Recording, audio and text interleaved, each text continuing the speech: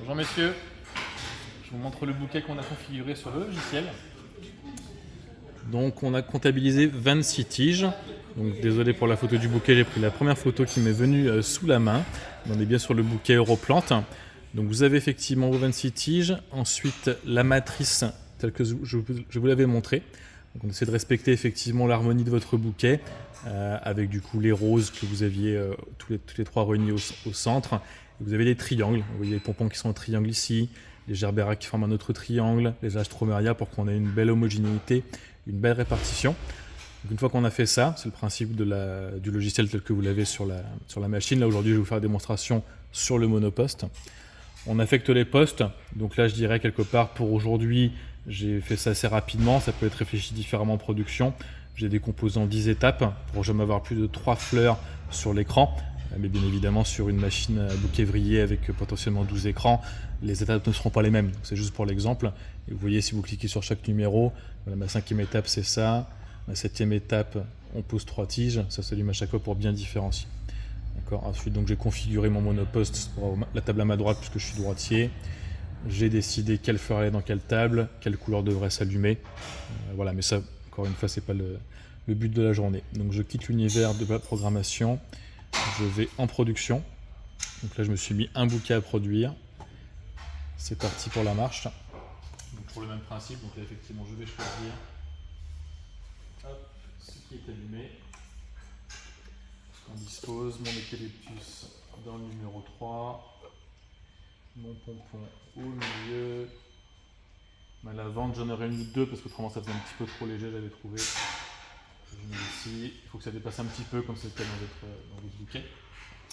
Ensuite ça clignote puisque j'ai 2 pistachiers à prendre.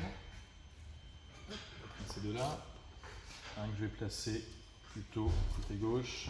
Et un de l'autre côté, toujours la vrille côté droit comme on avait vu ensemble chez IBH. Ensuite j'ai un gerbera et j'ai 2 alstros. Donc les fleurs ayant un peu souffert, j'ai été obligé de les revêtir un petit peu avec un petit peu de scotch pour qu'on soit un petit peu sur des conditions identiques à ce que vous avez pu faire chez vous. Voilà. Et j'en ai donc un alstro de chaque côté, j'en ai mis un en 5 et un en 3. Ensuite, j'ai les 2 cartanes. Là, je les ai voulu volontairement envoyer bien espacés. J'en ai mis un en 6, un en 2. Pour que ce soit vraiment bien écarté dans le bouquet, ce qui était le cas du vôtre également. Ensuite, je place mes roses. Donc là, autant les prendre en même temps, parce que de toute façon, elles sont collées dans votre bouquet. Je les mets au maximum pour qu'elles ne soient pas trop enfoncées. Ensuite, j'ai à nouveau une lavande. À nouveau 2 pistachiers, ils s'accrochent entre eux. Voilà. Donc un plutôt côté gauche, un autre plutôt côté droit. Et ma lavande qu'on veut également bien à l'extérieur, qui dépasse un petit peu mais pas trop. Et ensuite j'ai les 2 gerberas, toujours les pistachiers qui reviennent, il y en a quelques-uns dans votre bouquet. Voilà, ça c'est un gerbera qui a un petit peu souffert. Vous avez ici et un petit pistachier au milieu pour compléter. Hop, mes 2 pompons, on les écarte normalement, un de chaque côté. On ne veut pas qu'ils soient totalement à l'extérieur du bouquet. Un pistachier, un oca, un astro. On se rapproche de la fin. Mon astro va au milieu. Hop, le cas toujours à l'extérieur, c'est assez logique. Et un pistachier à nouveau pour donner du volume. Et je vais ma dernière étape avec l'eucalyptus de l'autre côté. Hop, et je termine par une lavande au centre, qui sera donc sur une extrémité. Mon bouquet est terminé. Je le prends. Là, si tu peux bien filmer comme ça. Donc là, vous voyez bien que j'ai effectivement une très belle vrille, je pense. Avec donc on a les roses au milieu. Je vais prendre votre bouquet à côté pour comparer, c'est mieux.